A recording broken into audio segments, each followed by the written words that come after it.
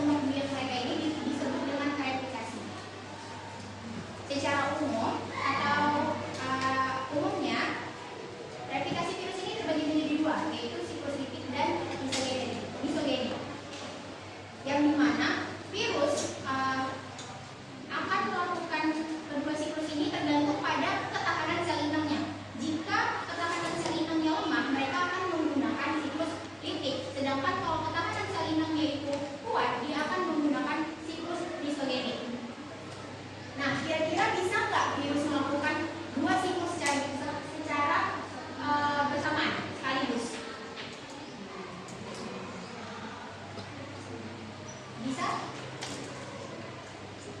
Baik, di sini kita akan bahas ya. Pertama, siklus lipid. Nah, siklus lipid ini adalah proses replikasi virus yang menyebabkan sel inangnya itu akan mati atau lisis, pecah setelah mereka membuat replikasi dirinya. Di sini ada 5 tahapan dari siklus lipid. Ada absorpsi, penetrasi, aktivasi atau sintesis, kemudian perakitan dan juga lisis. Nah, bisa kita lihat ya di gambar tersebut. Tahap pertama yaitu tahap absorpsi atau pelekatan, yang dimana virus itu akan melekat ke sel inang. Di sini saya contohkan virus yang menginfeksi sel bakteri, yaitu bakteriofag.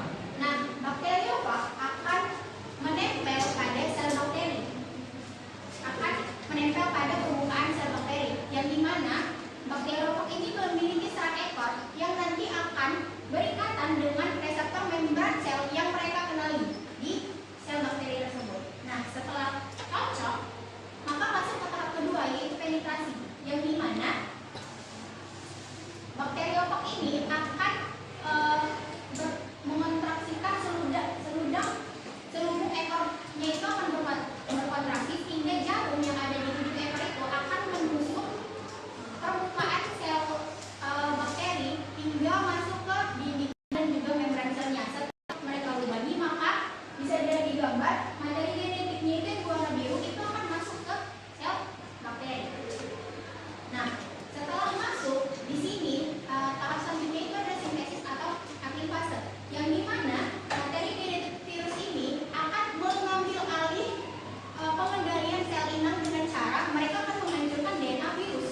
Nah, dan mereka juga akan memaksa sel tersebut untuk mereplikasikan salinan mereka seperti DNA atau RNA virus, kemudian ada membuat protein kapsid, rakitan ekor, dan juga lisozim. Nah, setelah komponen-komponen ini dibuat, maka tahap selanjutnya itu mereka akan merakit. Yang kalau di sintesis itu kan bisa dilihat mereka belum menjadi satu kesatuan. Nah, di tahap selanjutnya mereka itu akan merakit mulai dari kepala, ekor hingga serat ekor, dan jadilah bakteriofag yang utuh. Nah, kemudian setelah mereka dirakit, disinilah peran lisozim.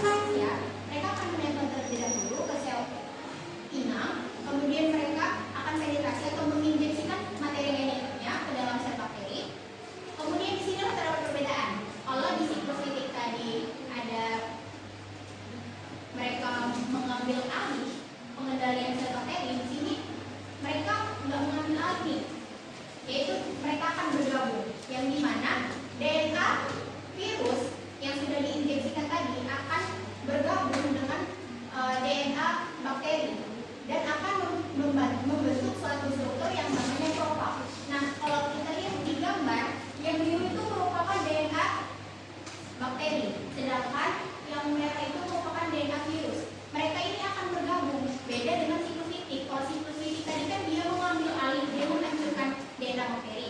Kalau di siklus ini, mereka itu akan bergabung dengan DNA bakteri sehingga membentuk struktur profag. Nah, profag di sini materi genetik punya si virus itu mereka dalam kondisi dorman atau diam, sehingga sel bakteri itu nggak tahu kalau ternyata dia itu udah DNA-nya itu udah disisipi dengan DNA virus. Nah, kemudian salah satu cara virus memperbanyak diri kan dengan cara membelah. Nah, ketika bakteri itu membelah, maka otomatis profag juga ikut diperbanyak seperti bagian dari DNA bakteri. Jadi ibaratkan kalau misalnya ada satu bakteri yang membelah, otomatis dia akan menjadi dua kan. Nah, bakteri yang terdapat profag tadi akan membelah menjadi dua, otomatis dua-duanya sudah ada terinfeksi profag, yaitu terinfeksi virus. Nah, dari dua akan menjadi empat, dari empat menjadi 8, kan makin banyak, dan ini itu sangat menguntungkan bagi virus. Nah, setelah itu ada tahap aktivasi. Jadi profag yang dorman tadi, yang didiamkan tadi, dia bisa aktif kembali kalau terkontaminasi dengan misalnya ada stres lingkungan seperti sinar UV atau racun. Mereka itu bisa aktif kembali dan akan melakukan siklus litik. Mereka akan memulai tahap aktivase, kemudian bereplikasi, melakukan perakitan dan lisis. Jadi benar yang kata Vicky tadi, bahwasannya virus itu bisa melakukan dua siklus ini ya.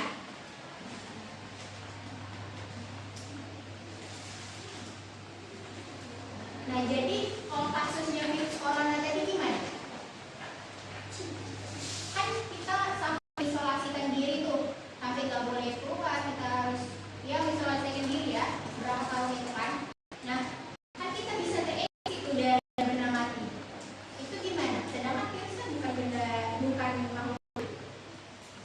Kita terinfeksi dari benda mati. Ada yang tahu?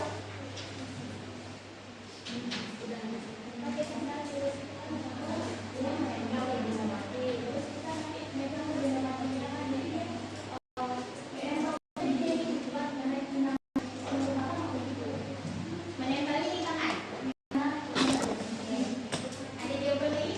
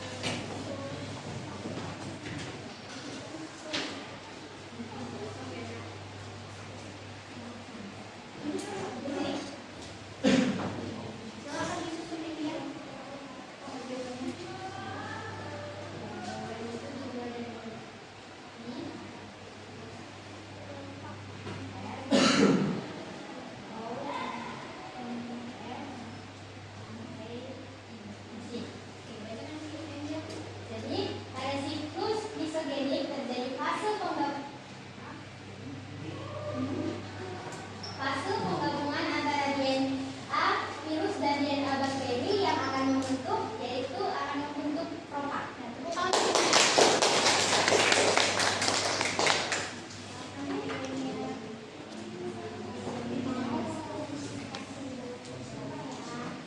Oke, selanjutnya siap?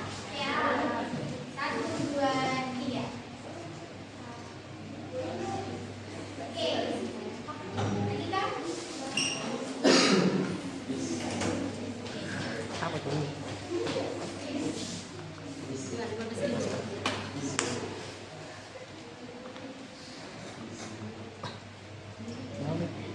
Dia kuat. Hero. Tahap tersebut adalah tahap bisnis.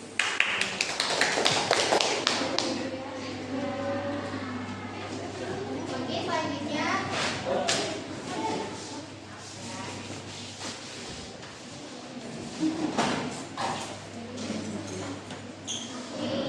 selanjutnya ya. 1, 2, 3.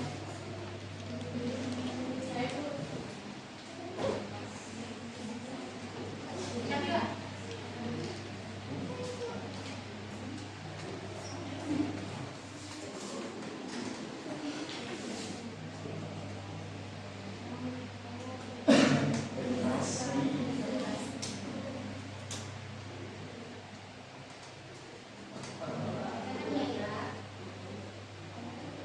Jadi, materi genetik virus menginfeksi sel inang merupakan tahapan dari penetrasi. Bener ya.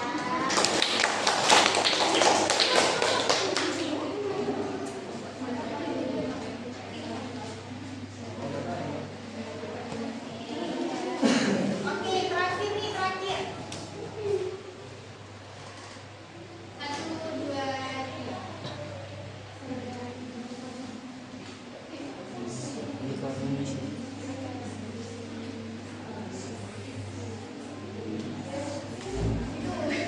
Di luar Cina.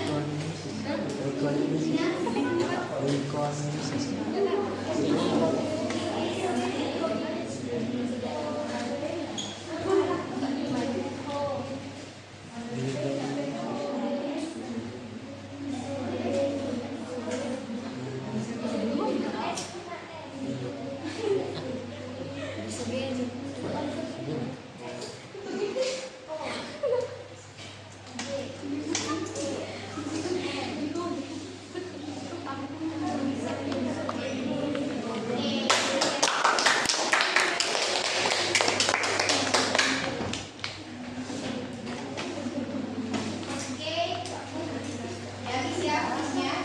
Sekarang ibu mau kalian bagi 4 kelompok. Ada LKPD yang harus kalian kerjakan. Silakan bagi kelompoknya.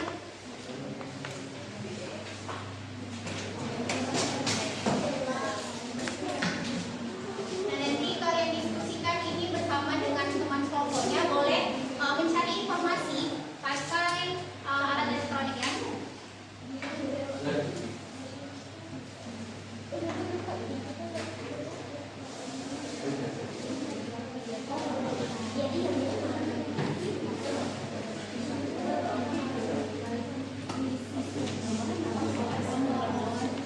Waktunya 5 menit ya.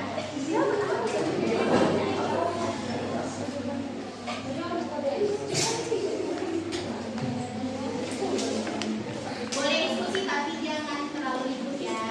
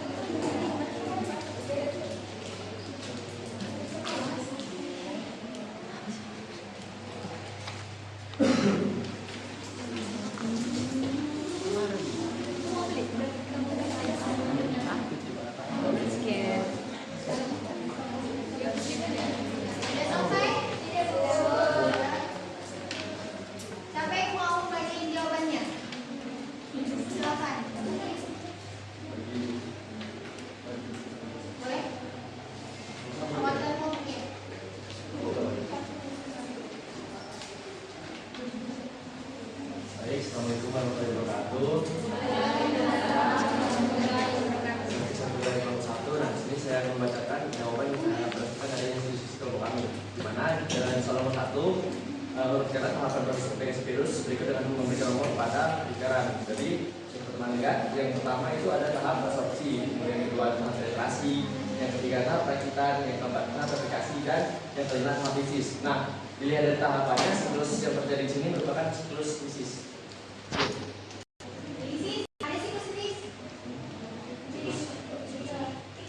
Siklus litik, ya Bomen. Siklus litik.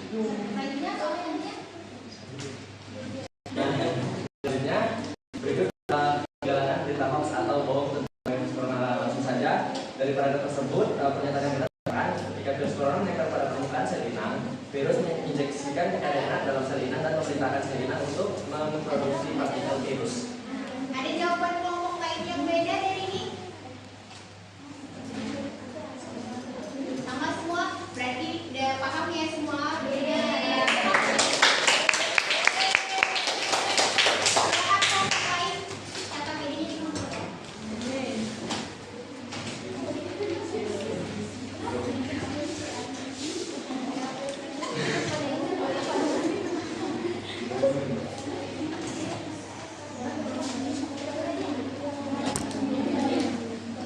Oke, sekian belajar kita hari ini. Ada yang bisa menyimpulkan dari materi ini? Nah, Sabila, silakan.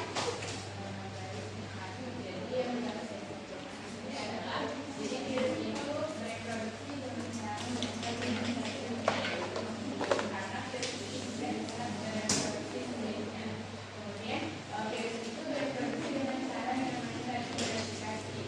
Yang perlu dijelaskan replikasi adalah itu ada siklus litik dan siklus mutagenik. Kalau siklus litik itu adalah replikasi virus yang menghasilkan atau membunuh sel inangnya sehingga mereka berhasil mempunyai diri.